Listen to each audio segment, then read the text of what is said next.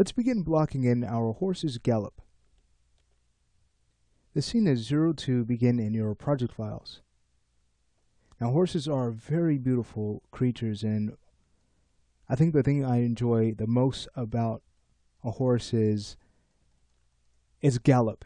It's just a beautiful motion that transpires, creates a very amazing line of action throughout if we were to study each pose. And we're actually going to take a look at reference because though, yes, it is very beautiful action, it can get quite tricky simply because a horse's gallop is asymmetrical, so we can't really mirror any poses. So that's the main challenge we'll need to keep in mind.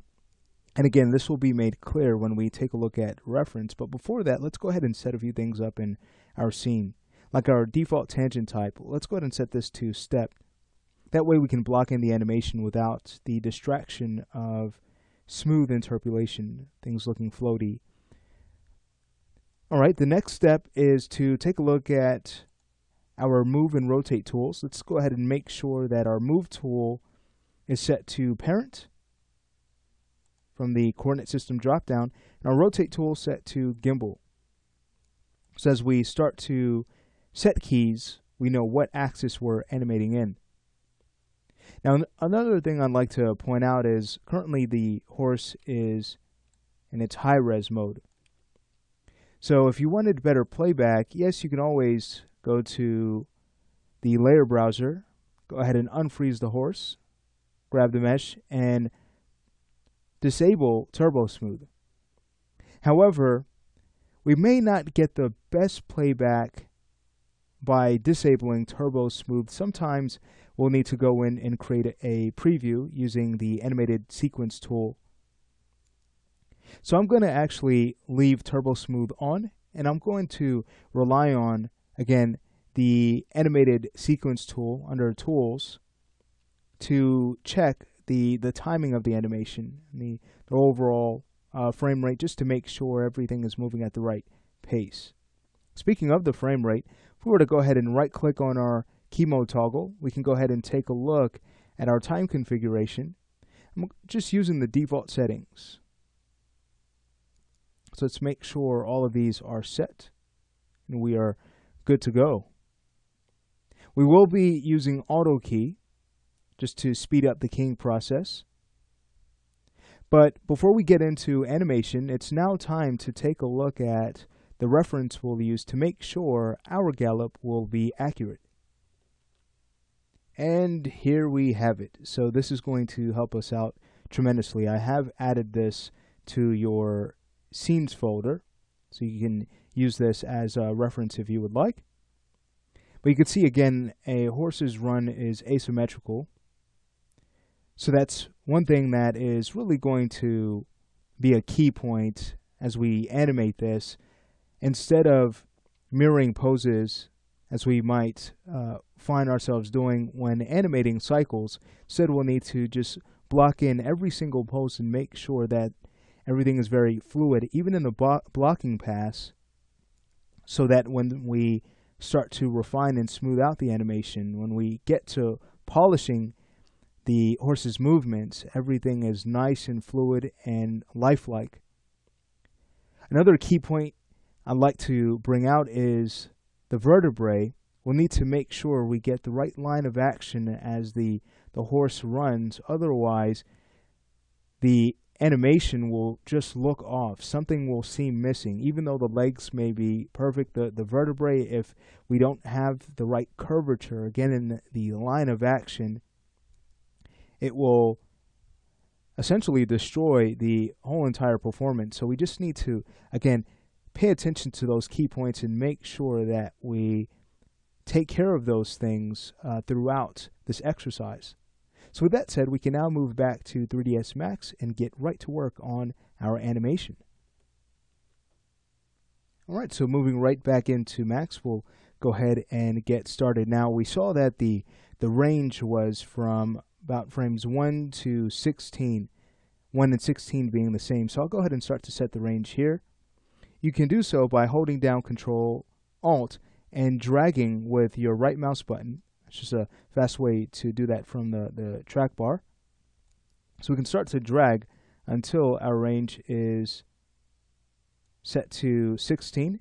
And then our start time we can set to 1 by holding down the same 2 keys, Control-Alt, and then just dragging with the left mouse button until we've managed to set our start frame. Okay, great.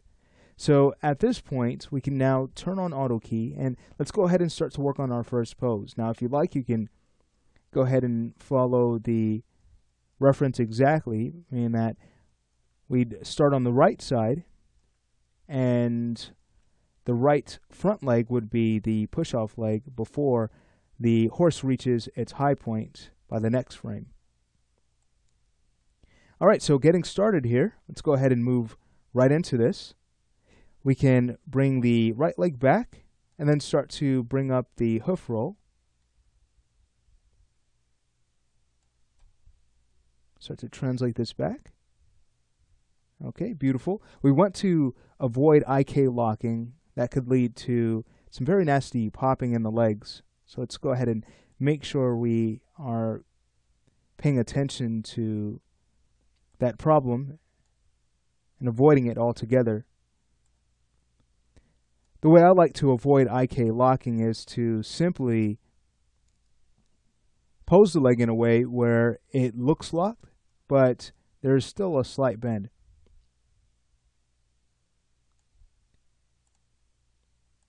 Okay, so at this point we can now go ahead and move to the left front leg, and we're just throwing these poses together. We don't have to spend too much time on the poses just yet, but we should still get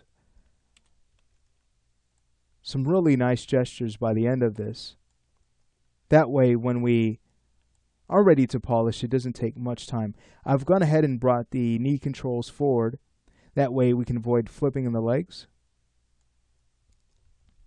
And now for our back legs, let's go ahead and start to work on those. We can go ahead and bring the right pelvic leg forward.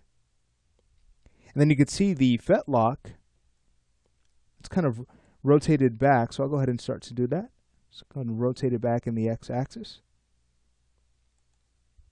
And then we can go ahead and move to the left pelvic leg and go ahead and bring that up. And from the reference, you can see that that's a little bit further back than the right.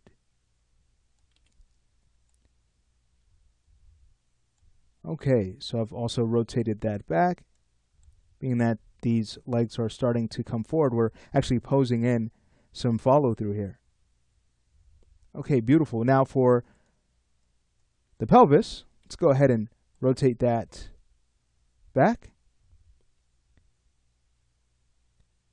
So what's happening is as the back legs start to move forward to plant, we'll want this pelvis to rotate up. And that will help make the spine feel less rigid. Okay, great. I'd also like to do something with the tail. Let's go ahead and take the root and just go ahead and lift that up, just so it looks like the horse is in motion. Okay, beautiful. All right, so there is our initial pose. This is looking nice. I think if we were to make any further tweaks, we can possibly take the pelvis control and just translate that up just a little bit more, so we get more curvature in the vertebrae. Great. I'm not too concerned with the head control just yet. Right now, our main concern are the legs and the vertebrae. So we want to take this on layer by layer. That way it's not so overwhelming. So once we have our initial pose set, once you're satisfied with the first pose, might want to bring that right leg back a little bit more and then bring the center of gravity down. All right, so at this point, we can now go in, select our controls. Notice we have a selection set at the top.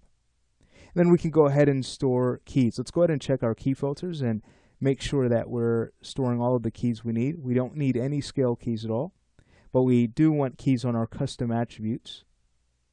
So that looks like that's everything. So at this point, I'll go ahead and make sure we have an initial key set on all of these control objects.